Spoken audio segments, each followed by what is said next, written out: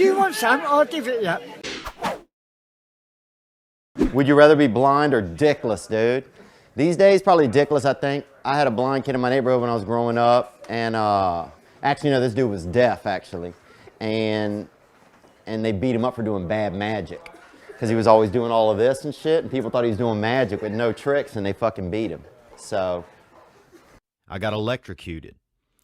I'm just gonna start there. I'll tell you what we did one time. So we had a dent in a car or vehicle or whatever you guys call them, and yeah, and dude, we caught a couple of pigeons and got them to shit over the dent. Oh, you just held the pigeon over there? You kept feeding it? Squeezed it a little? We didn't feed them. They'll shit pretty soon after you hold them.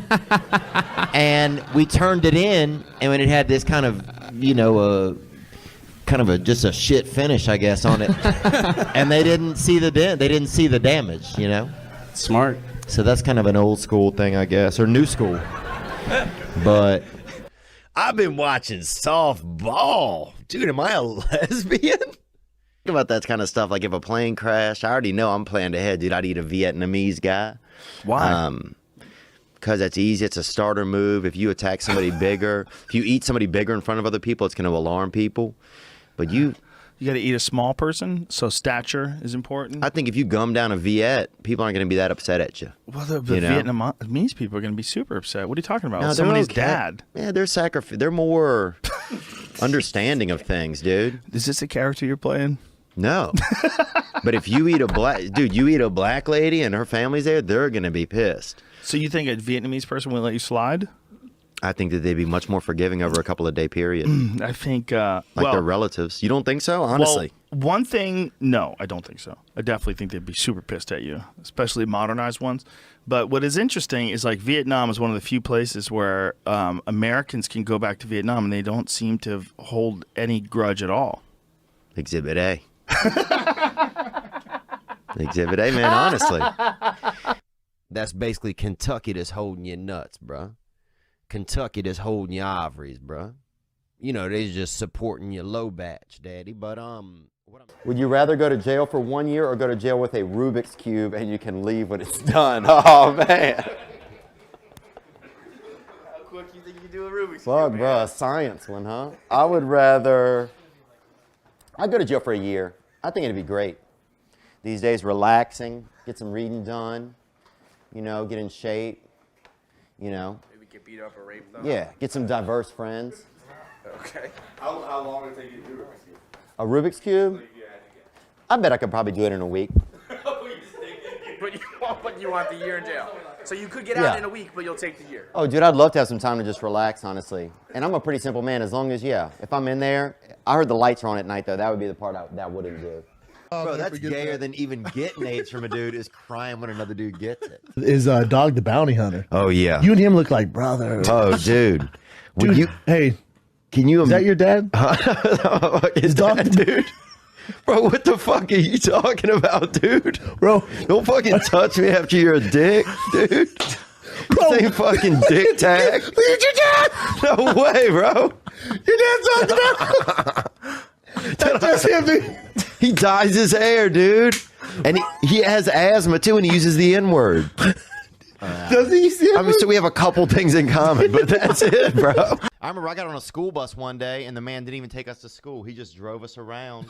And Welcome to Trigonometry. I'm Francis Foster. I'm Konstantin Kisin. And this is a show for you if you want honest conversations with fascinating people. Our brilliant guest today is already taking the piss out of us. It's the amazing American comedian Theo Vons. Welcome to Trigonometry. You guys have, we call it autism.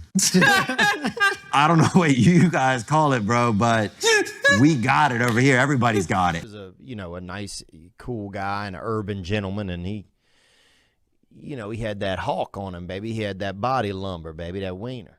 I beat it. How you beat it? There was a lot of rumors in my town that I beat Down syndrome. Really? Yeah. Well, that's inspiring, man. That's how I felt when I heard him, because I didn't start him. And that's one of the things that's beautiful about sometimes being in a small town is, it doesn't take long for you to hear shit about yourself. Doesn't, right? Yeah, you get more feedback. Yeah. In L.A., some guy walks by you in the hall and like, oh, look at this fucking chimpanzee, but you never know. You never hear it. But in a small town, there's only 9 people. You're from Louisiana. What do you think about this guy? Yeah. When you said Landry, I knew he was from there. That's the only place I've ever heard that name. What part are you from? I'm from Houma. Oh, yeah. Dude, Homa's a good place, really. It's a good place to have a friend. It's real soft down there. The land is real soft. Like, you could be talking to somebody and then they just fucking... I'm not even joking, bro. And people are so nice, they'll listen as they just fucking go straight into the fucking ground. They just sink into the ground? Yeah, they're like, I'd love to stay, but... Big Tiffany's in the distance, and she's stunting like my daddy. They had a comedy room near me. This gentleman had half a limb. And which limb? He was missing part of his leg, I think. Or he said he was. So he could have been faking it. CGI or something? I don't know what his name was. So then I just got into stand-up, and I always like making people laugh. Like, I used to do a similar thing when I was a child. At the lunch table, we'd get some kids who were mentals, or a couple of them might have been mentals, and a couple kids that were well, you know, and we'd get there and sit them to make them drink milk and then tell jokes and do stuff until one of them just blew milk out of their face, you know? And if you get some straight up, just a couple mentals, boy, some straight up sawed-off humans, you get them to straight up blow leche out their dome, dude. That's America right there. You know what I'm saying? And that's when I knew, I was like, oh, I got some kind of a gift here, you know? I almost blew the throat out of this one boy. Almost blew the throat out of this one boy named Tot. T-O-T was his name. Kind of a bad name too, to be mentally challenged, but also easy for him to spell. And I'm not joking, that's what his father said. And easy for him to spell backward and forward. Same name, Tot. So that's true, man. Was this guy's his name was Todd? Why are you so laughing at him? It's just a funny sounding name. That's all. I'm sorry. Yeah, you're right. Yeah, it was pretty funny, I guess. Tot. Yeah, well, you know, let's Tot. talk about Todd. Sometimes he would just say T-O-T was his name, but I knew it was Tot.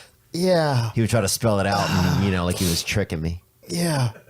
The fella, the police had shown up, and the fella had been in an accident, in a coma, or comma. You know, they're both pauses. I grew up in my neighborhood. We didn't have a lot of diversity in my neighborhood. Diversity is always people's talking about it. And we didn't have it. You know, my neighborhood was poor black, poor white. That was our neighborhood, you know. So I didn't feel any white privilege. I know some people had it, man, you know. I knew some motherfuckers with sweaters. But I was 2 tank tops in the winter, okay? And I just didn't feel it, you know? I wish I'd have had some white privilege, dude. Sign me up. But I didn't have it, man. It was just poor black kids, poor white kids, man. And my poor black friends would always be like, man, look what you did to us.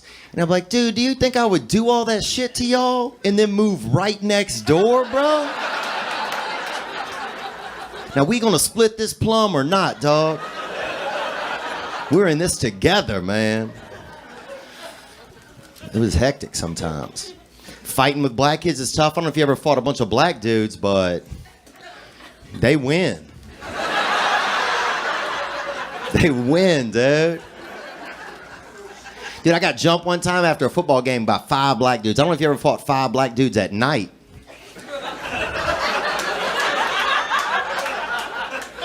Just imagine you're fighting 5 black dudes, right?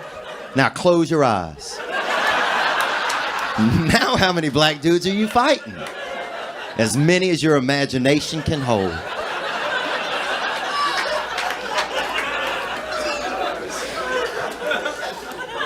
And white kids are horrible too, man. It was just in poverty. It's just that's what's going on, man. And if you're a black guy and you feel like that's racially insensitive, then imagine you're fighting 5 white dudes in a cloud.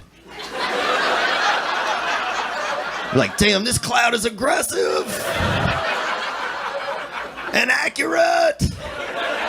But you know, I like riding that bag. It's hard though sometimes. Like also, I'm drinking like Monster energy drinks sometimes, which are like piss magnets. Yeah. They're delicious, but they make you want to pee. Make you want to beat your wife too, dude. I've seen a lot of dudes drinking Monster that you know they're going home to punch. I don't know if the Monster is the cause of it. I think there's probably other factors. Well, I'll say this: it's the beverage of choice of some of those gentlemen. I'll say that.